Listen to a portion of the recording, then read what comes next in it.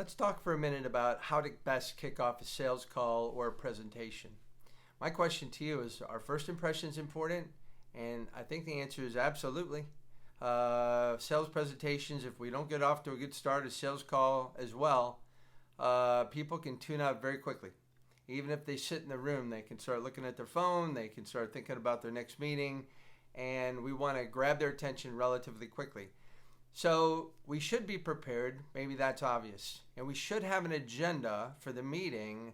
The problem is having an agenda for the meeting can so easily sound self-serving.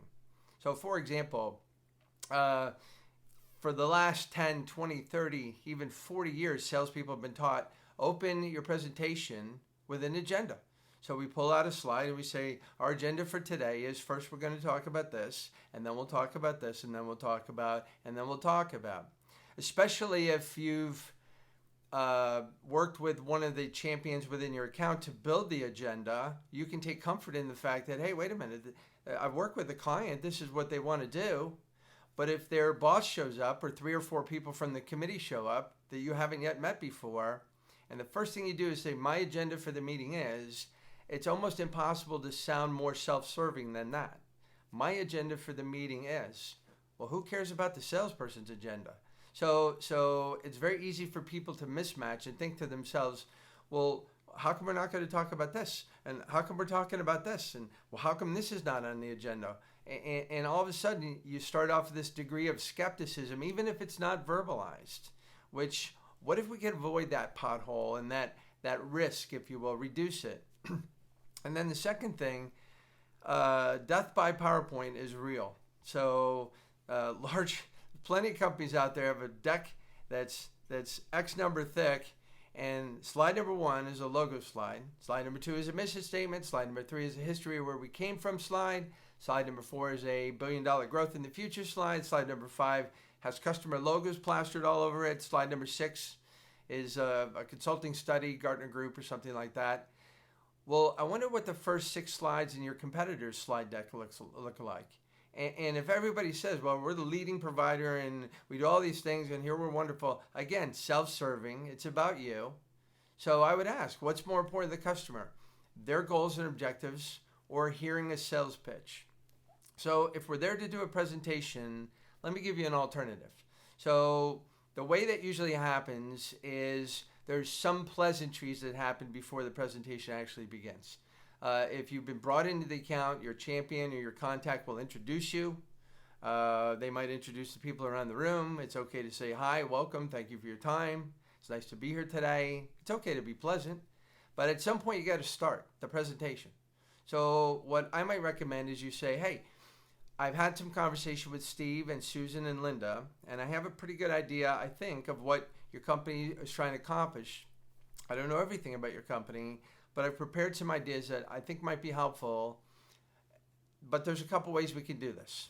One is I could pull out a PowerPoint deck full of marketing hype and fluff and literature and industry buzzwords and spend a lot of time in a canned sales pitch generic type of environment. Or we could put that aside and roll up our sleeves and talk more specifically about how our products and services can impact your business, saving time, effort, and cost.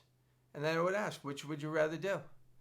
And 2 things will happen. 2 things, very predictable. 2 things will happen. First thing that will happen is this waft of relief over the faces of the audience. Oh, God, you're not going to start with a whole bunch of slides about we're 30 minutes worth of marketing hype. Thank you. Oh, thanks so much.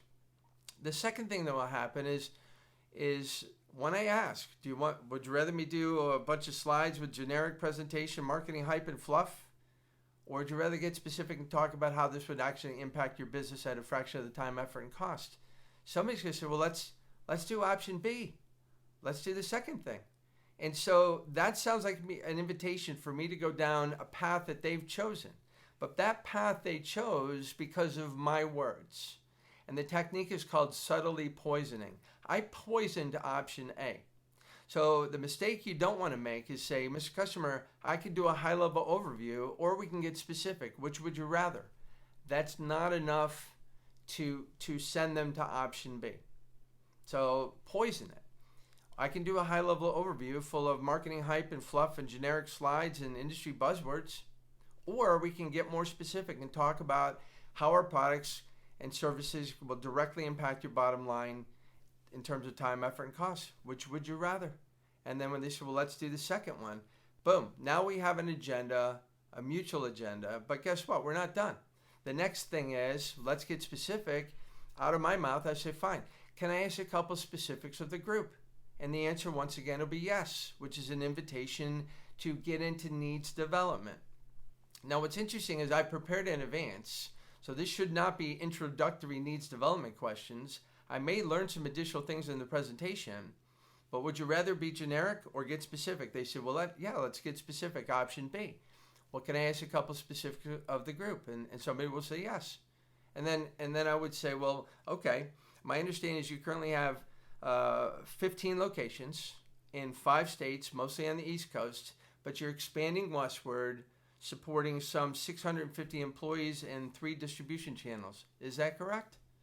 And if they say, well, yeah, that's right. Well, that demonstrates a few things. 1, I've done my homework. 2 is I'm prepared in advance to talk specifically about what they're trying to accomplish, at least somewhat. I already said I don't know everything about their business. But 3, it's very likely that somebody in that meeting, possibly somebody I have not met before, will say, well, wait, Tom.